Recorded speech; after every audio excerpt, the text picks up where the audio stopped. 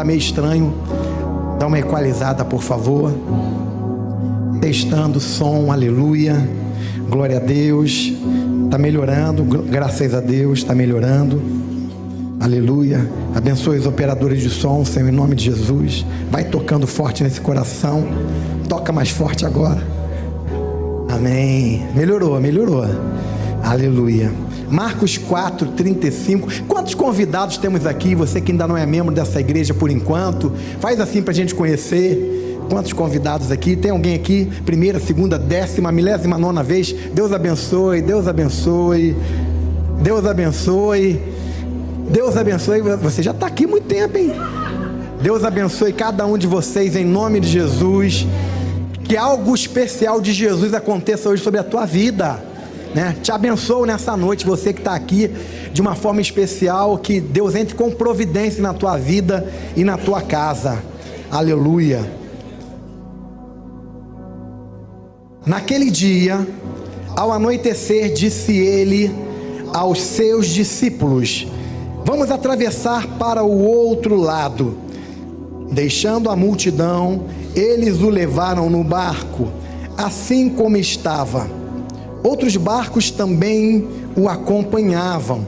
Levantou-se um forte vendaval e as ondas se lançavam sobre o barco, de forma que este foi se enchendo de água. Jesus estava na popa, dormindo com a cabeça sobre um travesseiro.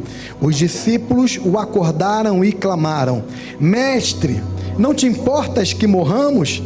Ele se levantou, repreendeu o vento e disse ao mar: aquiete-se, acalme-se. O vento se aquietou e fez-se completa bonança. Então perguntou aos seus discípulos: por que vocês estão com tanto medo? Ainda não têm fé? Eles estavam apavorados e perguntavam uns aos outros: quem é este que até o vento e o mar lhe obedecem? O tema dessa mensagem é: quem é este que até o vento e o mar lhe obedecem? No versículo 35, Jesus convida os discípulos para entrarem no barco, para irem para o outro lado. Nós podemos usar como figura essa travessia, como sendo a travessia da vida que todas as pessoas precisam fazer, desta vida terrena para a vida vindoura, que é o futuro que vai se iniciar no segundo seguinte após a nossa morte. Essa transposição, ela se dá durante todo o tempo que nós estamos aqui. Ela começa no momento que nós nascemos e vai até o momento quando nós paramos de respirar. A figura que eu quero usar é que Jesus convida aqueles discípulos para entrarem no barco.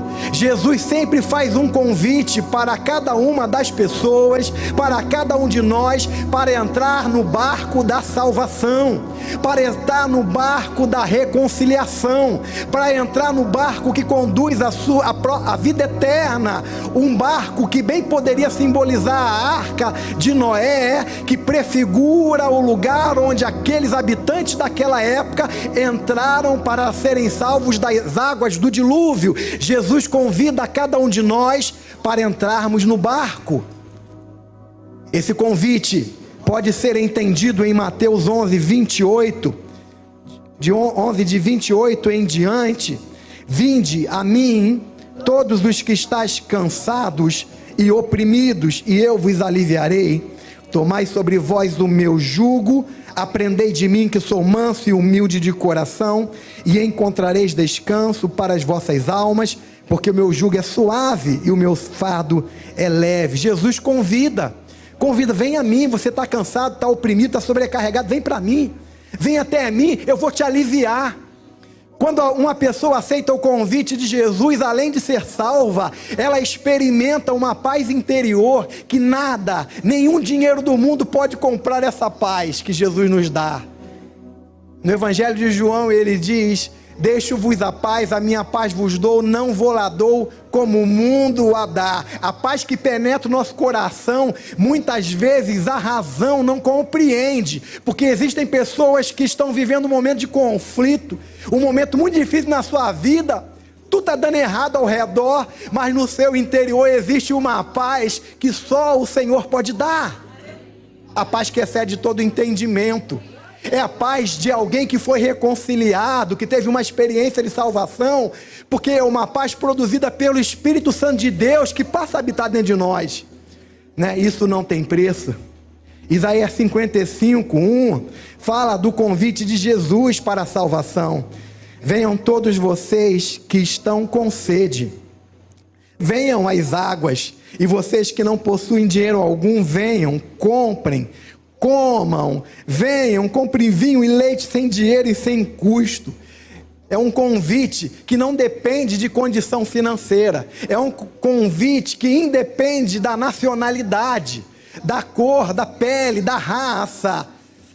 É um convite que é abrangente, é um convite que é feito para todas as pessoas. Vinde a mim você que está cansado, você que está sobrecarregado, você que precisa de salvação, vem a mim. Jesus faz esse convite. Essa palavra profética de Isaías apontava para o convite de Jesus. Aleluia. Quando nós usamos essa metáfora de entrar no barco, ela representa uma entrega pessoal, ela representa uma decisão, uma escolha, algo que ninguém pode fazer por você, algo que somente você pode decidir, entregar-se a Jesus e pela fé receber o perdão dos pecados e a sua salvação. E quando você entra no barco, você passa a percorrer esse trajeto que eu comecei falando, trajeto da vida, da existência. Todos nós estamos nesse trajeto. Vai chegar o dia em que o momento vai chegar onde nós pararemos de respirar e estaremos na eternidade, com Deus ou sem Deus. Mas quando nós aceitamos o convite de Jesus, estamos no barco com Ele, com destino para a eternidade com Deus. Esse é o convite que você aceitou, meu irmão. Você não veio para Jesus para receber uma bênção, você não veio para Jesus para ficar rico, ainda que Jesus tenha abençoado muitas pessoas e tenha prosperado muito, mas você veio para Jesus aceitando um convite de salvação, para poder garantir a tua eternidade num lugar extraordinário, porque esse mundo passageiro está voando e vai passar cada vez mais rápido, está passando depressa, mas quem está no barco com Jesus tem segurança. Aleluia. A única forma de sermos salvos é aceitando esse convite de Jesus para passar para o outro lado por meio dessa entrega pessoal. Note, e aí eu quero chamar a tua atenção. Jesus convidou a eles nesse texto que entrassem no barco para passar para o outro lado, mas Jesus estava no barco. Jesus percorreu todo aquele trajeto dentro do barco. E aí, durante esse trajeto, veio uma tempestade. Muitas pessoas se enganam achando que quando entregam a vida para Jesus, não vai ter lutas, não vai ter desafios, não vai ter problemas, não vai ficar mais doente. Algumas vezes não vai perder o emprego. Isso é um engano. A gente está no barco com Jesus, mas a gente enfrenta tempestades. Mas estar no barco com Jesus faz toda a diferença, irmão. Você passar por uma luta sozinho, irmãos, é questão de tempo e o barco vai afundar. Mas quando Jesus está no barco, você tem a segurança de que você está seguro. Aleluia. A única forma de você chegar do outro lado é nesse momento de tempestade, é nesse momento de lutas. A única forma é você não abandonar o barco. É você não abandonar o barco. Você precisa permanecer nesse barco. Por quê? Porque Jesus está nele. O destino com Jesus é um destino certo. A tempestade está aí, os ventos estão aí, o mar está agitado, mas não esqueça, Jesus está no barco. Jesus está no barco. Quando você estiver passando por tribulação, por luta, por aflição, não esqueça, Jesus está no barco com você. Ele está no barco com você. Aleluia! Se quisermos ser salvos e viver pela eternidade, o que Deus preparou para nós, não podemos pular do barco ou voltar para a nossa vida antiga. Precisamos ficar no barco e confiar que estamos com Jesus e seguros. Algumas pessoas pensam em voltar. Lembra do povo de Israel? Esse deserto aqui está complicado, está difícil, é muito sol, não sei o que e tal. Eu estou com vontade de comer carne. Lá no Egito, tempo que eu era do Egito, que eu estava no Egito. E eles ficam tão afetados. Algumas pessoas ficam tão afetadas que se esquecem de como era a sua vida quando não tinha Jesus. Mas eu estava no emprego, ganhava mais. Você ganhava mais, mas você deitava a cabeça no travesseiro, você não tinha paz. Você não tinha certeza de salvação. Você podia a qualquer momento parar de respirar e parar no inferno. Você tinha insegurança porque existe um vazio em todas as pessoas. É um vazio interior que o dinheiro não pode preencher, que o lazer não pode preencher, que o sexo não pode preencher. É um vazio que só pode ser preenchido pela presença de Deus, porque nós fomos criados para nos relacionarmos com Deus. Deus nos criou assim no princípio. Nós fomos criados para contermos a presença de Deus em nós. E toda pessoa que não tem essa presença habitando dentro dela, ela é infeliz. Ela pode rir, ela pode se divertir, mas lá dentro, no seu interior, existe um vazio que ela não sabe explicar. Mas a Bíblia explica, é a falta de Jesus.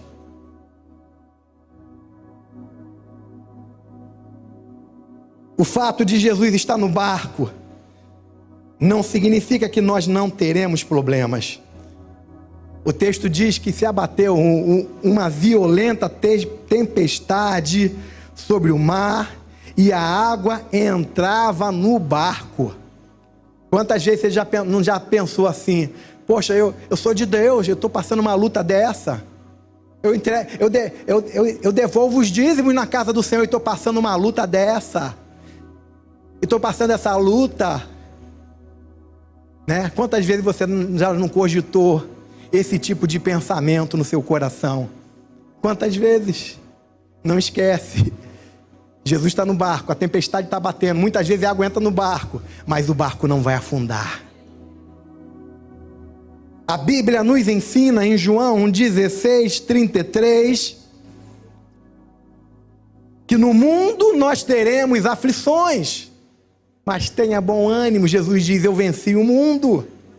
Ele venceu o mundo e Ele nos capacita a vencer também. Você vai vencer esse tempo difícil que você está passando. Você vai vencer, não perca a fé.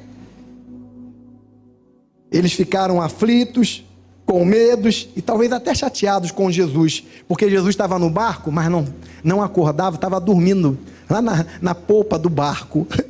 Na polpa ou na proa? Estava na parte da frente ali do barco, ele estava dormindo.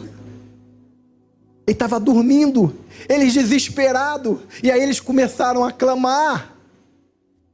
E aí Jesus acalma o vento e acalma o mar. Jesus dá uma ordem, dá um comando e tudo se resolve. Mas antes de fazer isso, Jesus chama a atenção deles: vocês não têm fé? Por que vocês estão tão desesperados, com tanto medo? Vocês não perceberam que eu estou aqui no barco? Isso aqui que vocês estão vivendo é um momento de teste, de provação. É um momento planejado, porque Jesus planejou aquele momento com os seus discípulos, irmãos. Jesus falou para eles: entrem no barco, passam para o outro lado, e Jesus foi junto. Foi algo programado, Jesus tinha programado. Vocês acham que Jesus não sabia que havia uma tempestade? Jesus sabia. Além de ter muita intimidade com o Espírito Santo, só fazer aquilo que o Pai queria, Jesus tinha uma percepção muito forte de tudo, porque ele era Deus. Mesmo sendo homem, ele era Deus, e mesmo sendo Deus, ele era homem. Jesus era 100% homem e 100% Deus. Tinha as limitações que um homem tem, tinha as fraquezas que um homem tem, tinha as tentações que um homem tem, mas tinha a conexão e a compreensão que só Deus pode ter. Então Jesus programa esse episódio, e aí eles vão passar por um outro barco para serem provados. Existem situações que acontecem na nossa vida, que podem ser provação, tentação, ou pode ser uma colheita daquilo que nós plantamos. A provação é quando Deus está testando, Ele está trabalhando para nos aprimorar, e Ele permite algumas coisas acontecerem na nossa vida para nos qualificar e nos aperfeiçoar. A tentação, ela é proveniente dos desejos da nossa carne e tem a ação direta do tentador, que é Satanás, que muitas vezes sabe de uma fraqueza que nós temos, e aí ele trabalha colocando situações que sejam favoráveis à tua queda. Tentação. E a colheita é quando você faz escolhas na sua vida e tem que lidar com as consequências das suas escolhas. Muitos dos problemas que nós vivemos são frutos de escolhas equivocadas que nós fazemos, de decisões erradas que nós tomamos, de atitudes erradas, de desobediência à palavra. Tem gente sofrendo porque não obedece à palavra. Tem gente passando crise financeira porque não é fiel dizimista, não tem um coração generoso. Tem muitas coisas que acontecem com a gente que é fruto das nossas escolhas. Não é Deus provando, não é uma tentação, mas é a colheita daquilo que nós semeamos. Os discípulos, eles não estavam sendo tentados e não estavam ali colhendo o fruto de uma decisão errada, mas eles estavam sendo provados, porque foi o próprio Jesus que disse para eles: entre no barco, vamos passar para o outro lado. Eles estavam debaixo de obediência. Eles estavam obedecendo a Jesus, e mesmo assim passaram por aquele perrengue. Quantas vezes nós obedecemos e passamos por um perrengue? Tem gente que pensa assim: eu fiz esse negócio, está dando tudo certo, é porque era da vontade de Deus. Tu acha que é assim que a gente descobre se estamos no caminho certo? Muitas vezes, situações que não era para a gente entrar, e aparentemente está tudo dando certo, e mesmo assim não tem nada a ver com o propósito de Deus para a tua vida. Algumas vezes nós entramos por um caminho que Deus mandou a gente entrar, e começa a dar tudo errado, e a gente precisa perseverar, porque no final nós vamos ver o porquê Deus colocou a gente naquele caminho. Os discípulos entraram no barco em obediência a uma palavra de Jesus. Deixa eu falar uma coisa para vocês, irmãos. Eu não gosto de passar por provação, eu não gosto de enfrentar batalha espiritual, mas se tem uma coisa que tranquiliza o meu coração, é quando eu tenho a certeza que aquela batalha, aquela provação, aquela situação está acontecendo, mas eu estou obedecendo aquilo que Deus falou para eu fazer. Isso é tranquilizante. Isso dá um descanso, um conforto para nós. Jesus estava no barco, eles estavam em obediência. O barco não ia afundar. Jesus chama a atenção dele: porque vocês estão com tanto medo? Vocês não têm fé?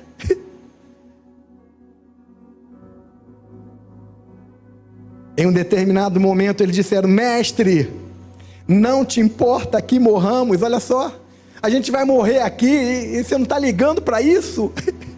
Não te importa que morramos? Eles fizeram aquela oração que mais parece uma reclamação: nós vamos morrer. Já reparou que algumas vezes nós fazemos aquelas orações que não são aquelas orações que a gente devia fazer, e mesmo assim Deus faz alguma coisa? Em outras vezes nós oramos, nós profetizamos, declaramos e nada acontece. Não vamos generalizar, mas muitas vezes quando nós estamos ali debaixo de uma direção em obediência, o Senhor está movendo aquilo. E aí, irmãos, O mínimo de fé que você aplique já colabora para que Deus faça aquilo que Ele vai fazer, e Ele quer fazer. Ele te colocou naquele caminho porque Ele vai fazer. Mas quando nós estamos no caminho errado, não adianta clamar, gritar, bradar, porque Deus não está naquele negócio. E foi isso que aconteceu com os discípulos. Eles fizeram uma oração murmurante, e Jesus deu uma chamada neles, repreendeu eles: vocês têm tão pouca fé. Vocês não entenderam ainda tudo que eu tenho feito no meio de vocês, tantos milagres, tantos sinais que eu tenho feito no meio de vocês. Vocês não entenderam ainda quem é que está no barco com vocês. Será que você não está entendendo, irmão, que você não está no barco sozinho? Esse problema, quem é que está no barco com você?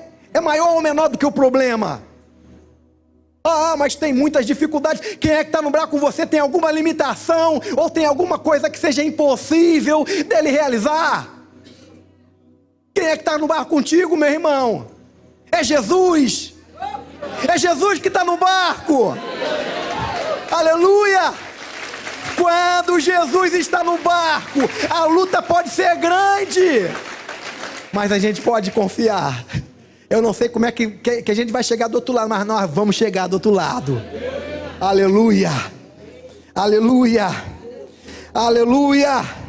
Jesus perguntou para eles: por que vocês estão tão apavorados? Ainda não têm fé? Vocês não sabem que mesmo um passarinho não cai sem a permissão de Deus? Todos os fios de cabelo das vossas cabeças estão contados por Ele. Olha só o que está escrito em Salmo 91, 7. 1000 cairão ao teu lado, 10.000 à tua direita, mas tu não serás atingido. Salmo 91, 10 em diante. Pode aplaudir mais forte a Jesus. Uma palavra dessa, irmãos, do nosso Deus: nenhum mal te sucederá, nem praga alguma chegará à tua tenda, porque aos seus anjos dará ordem ao teu respeito, para te guardar em todos os teus caminhos. Eles te sustentarão nas suas mãos, para que não tropeces com teu pé em pedra. O anjo do Senhor está com a gente, guardando, livrando, cuidando, protegendo, fazendo valer aquilo que está no coração de Deus. Aleluia! Salmo 34, 7 diz: o anjo do Senhor acampa-se ao redor dos que o temem e os livra. Eu não saio mais de casa porque eu estou com medo. O anjo do Senhor acampa-se ao redor do que os temem. É claro que nós não vamos entrar em furado. Você sabe que um lugar está complicado, tá difícil, está tendo tiroteio, está tendo roubo, está tendo... Vou evitar passar por ali, vou por outro lugar. Mas se eu precisar passar, o anjo do Senhor acampa-se ao redor do que os temem. Jesus acalma imediatamente a tempestade. Ele dá apenas um comando, e o mar se acalma, e o vento se aquieta. Com apenas um comando de Jesus, os discípulos ficam perplexos, porque eles já tinham visto Jesus fazendo tanta coisa. Mas eles nunca sonharam, eles nunca imaginaram que Jesus fosse capaz de acalmar uma tempestade, um vento tão forte, ondas bravias. E Jesus dá uma ordem e imediatamente faz-se bonança. Aqueles homens ficaram perplexos e disseram: quem é este que até o vento e o mar lhe obedecem?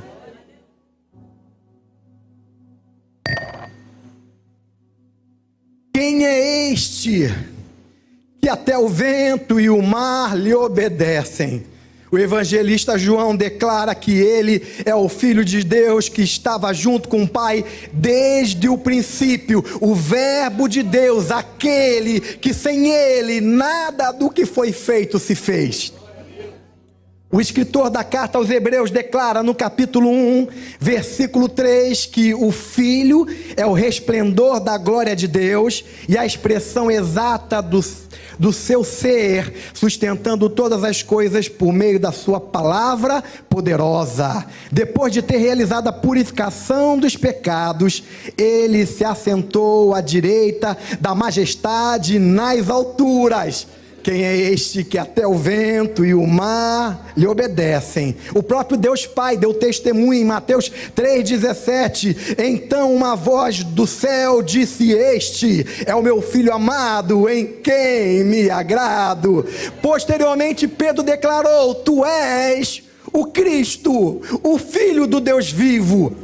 O apóstolo Paulo afirma em sua carta aos Filipenses, capítulo 2, a partir do versículo 9, ele diz que Jesus possui autoridade e um nome sobre todo nome. Vamos ler esse texto?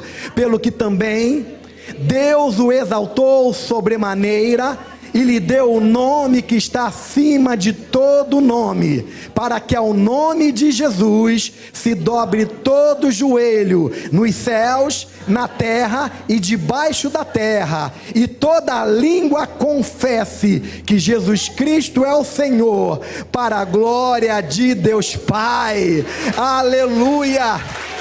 Quem é este que até o vento e o mar lhe obedecem? Na revelação do Apocalipse, o apóstolo João, no capítulo 5, do versículo 1 em diante, ele diz: então vi na mão direita daquele que está sentado no trono um livro em forma de rolo, escrito de ambos os lados, selados com 7 selos.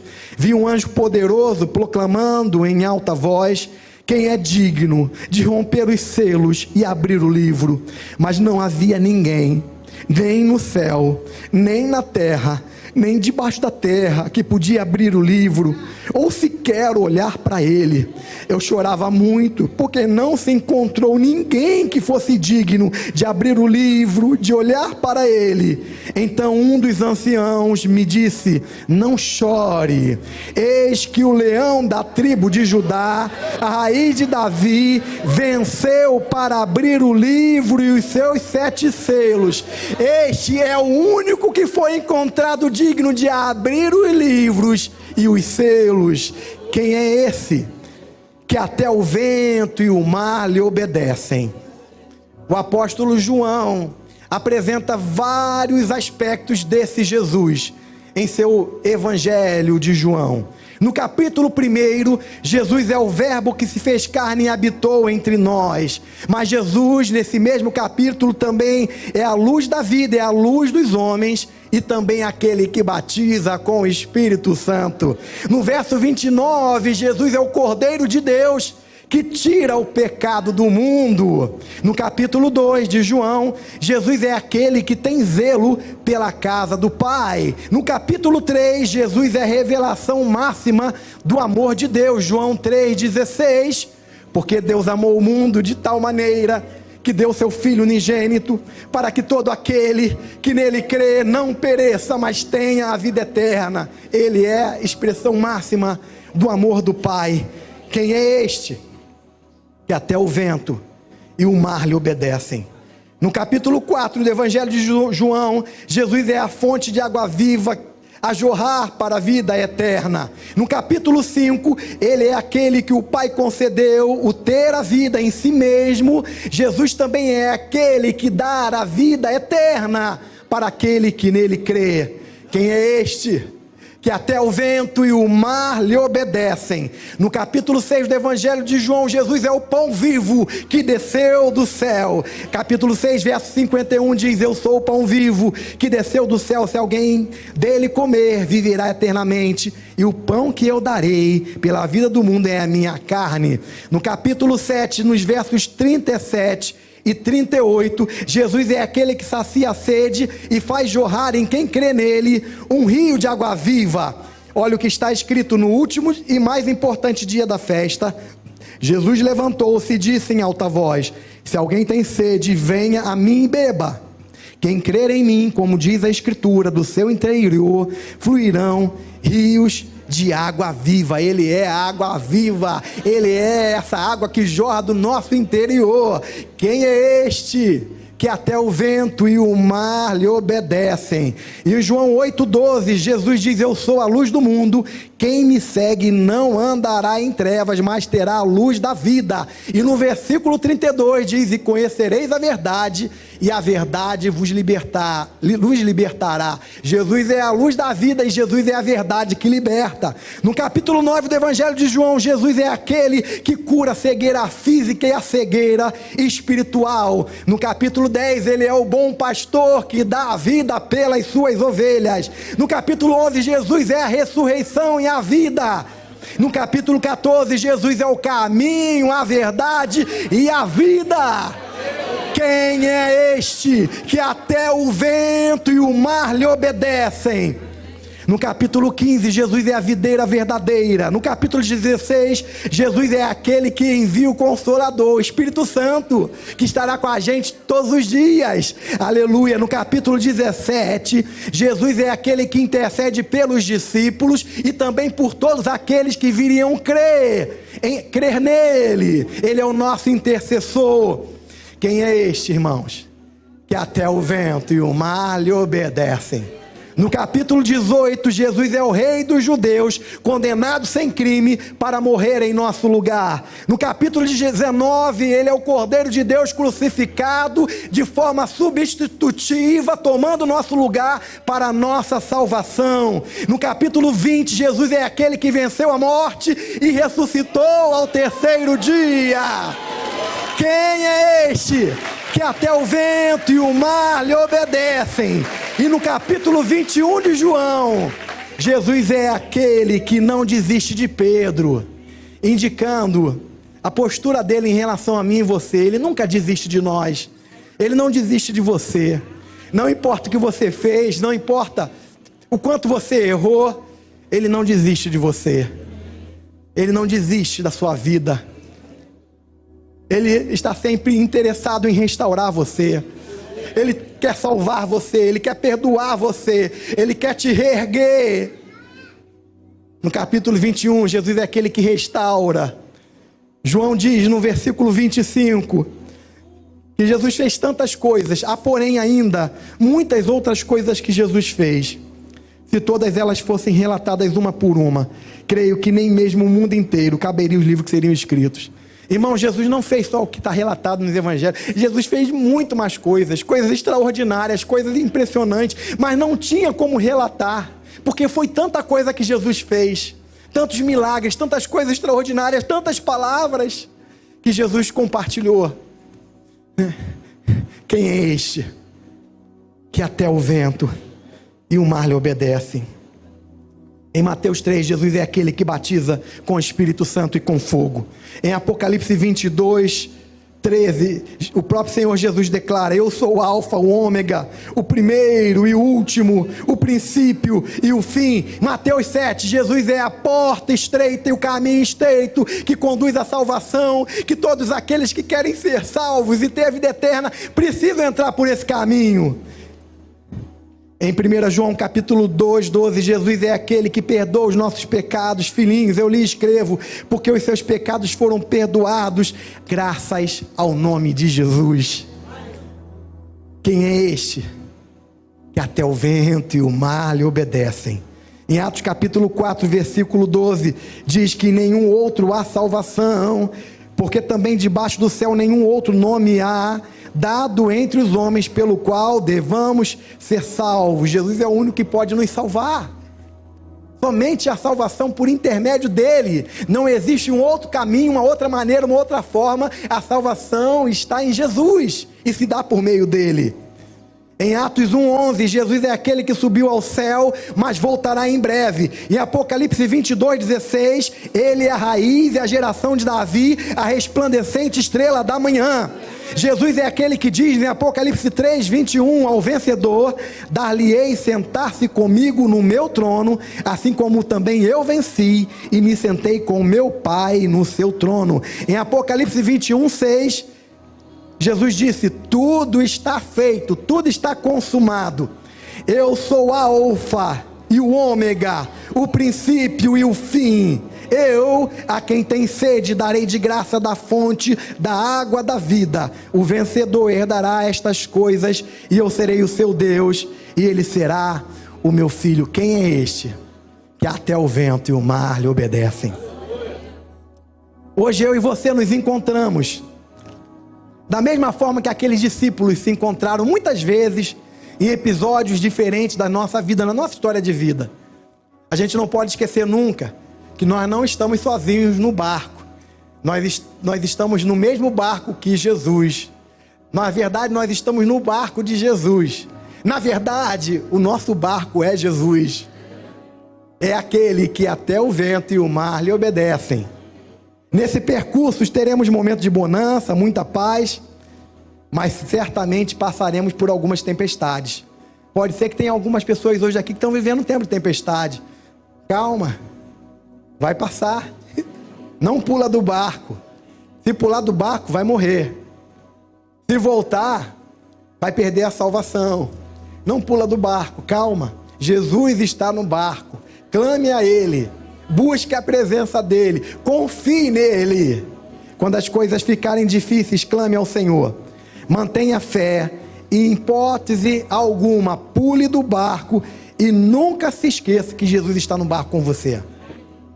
Lembre-se que aquele que está com você no barco, que até o vento e o mar lhe obedecem, é Jesus, o Deus Filho, o nosso Senhor e Salvador, fiador e garantidor da nova aliança. Sim, esse Jesus, é Ele mesmo que prometeu, Mateus 28, 20. Eis que eu estou convosco todos os dias, até a consumação dos séculos. Glória a Deus. Aleluia. Adore esse Jesus. Adore o Senhor Jesus. Adore o nosso Jesus. O meu Jesus. Fala assim, é o meu Jesus. É coisa particular. É o meu Senhor, é o meu Salvador. É o meu Jesus. Aleluia. Bendito seja o teu nome. Eu quero orar com você nesse momento. Eu quero fazer uma oração. Quero fazer 2 orações. Eu não sei se tem alguém aqui nessa noite